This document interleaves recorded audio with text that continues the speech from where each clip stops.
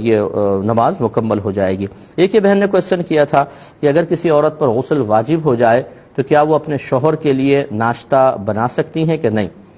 دیکھیں میری پیاری بہن یہ اور محترم بہن، یہ وہ مسائل ہیں کہ جو آپ کو 7ویں سال یا 8ویں سال کی عمر میں سیکھ لینے چاہیے تھے۔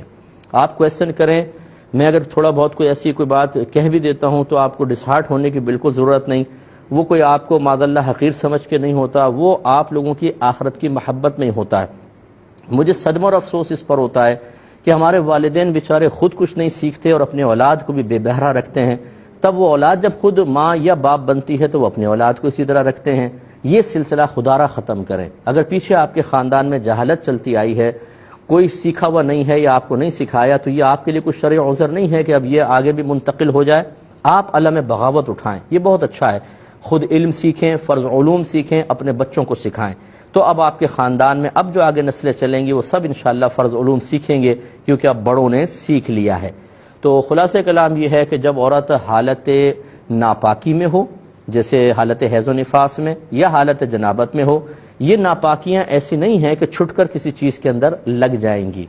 چنانچہ اگر آپ نے ناشتہ بنایا، بلکہ آٹا گوندھ رہی ہیں مثال کے طور پہ، پانی لیا اور ناپاکی کا ایام ہے، جنابت بھی ہے فرض کر لیں، اور آپ نے لے کے یہ ڈالا، تو یہ پانی مستعمل ہے، اس سے زیادہ نہیں۔ اور اگر حالت حیض و نفاس ہے تو مستعمل بھی نہیں ہے، یہ تو بلا کراہت اس سے آٹا گوندھ سکتی ہیں۔ حالت جنابت میں ہوگا کہ جیسے ہاتھ ڈالے گی جنابت دھل کے تھوڑی سی ملے گی اس میں، لیکن بہرحال اس کو کھانا پینا کوئی ایسا کوئی نہیں ہے کہ یہ ناجائز اور حرام ہو، یہ کراہت ہے ہلکی سی مکروہ تنزیہی۔ اور اسی طرح باقی اس کے علاوہ پانی کے علاوہ جتنی چیزیں ہیں، حالت جنابت میں ایسا نہیں ہوتا کہ آپ کی نجاست اس پر لگ جائے گی۔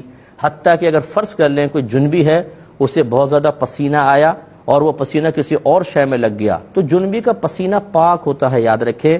وہ کسی اور چیز میں بھی لگے گا تو اس کو ناپاک نہیں کرے گا، کیونکہ یہ کہلاتی ہی نجاست حکمیہ ہیں۔ نجاست حکمیہ وہ ہے کہ جو نظر نہیں آتی، جس کی اسمیل نہیں ہوتی، آپ چھوئیں تو ہاتھ پہ نہیں لگے گی۔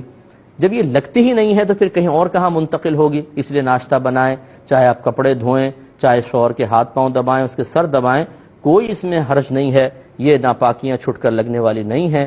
میں آپ سے گزارش کرتا ہوں علم دین سیکھیے، ورنہ آپ اپنی بچیوں کو بھی نہیں سکھا سکیں گی۔ آپ نے تو کویسچن کر لیا، پوچھ لیا، سینکڑوں لاکھوں ایسے لوگ ہیں جو گھر میں گناہ کبیرہ کر رہے ہیں، ان کے والدین نے ان کی تربیت ہی نہیں کی، ان کو نہیں پتا کہ ہم گناہ کبیرہ کر رہے ہیں۔ کبھی کبھار کسی طرح ان کو پتہ چلتا ہے کہ تو بہت بڑا گناہ کر رہے ہیں، اچھا ہمیں تو پتہ ہی نہیں تھا۔ جب آپ کو اس ایک کے بارے میں نہیں پتا تو سوچئے کتنی ہزاروں چیزیں ایسی ہوں گی جس کے بارے میں نہیں پتا، اور آپ نادانستہ طور پر اس میں گناہ میں ملوث ہیں، اور کس قدر۔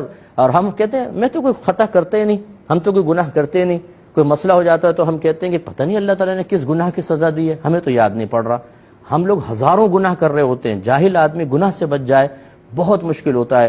اس لیے میں گزارش کرتا ہوں باقاعدہ علم سیکھیں۔ اب جیسے دوسرا کویسچن ہماری بہن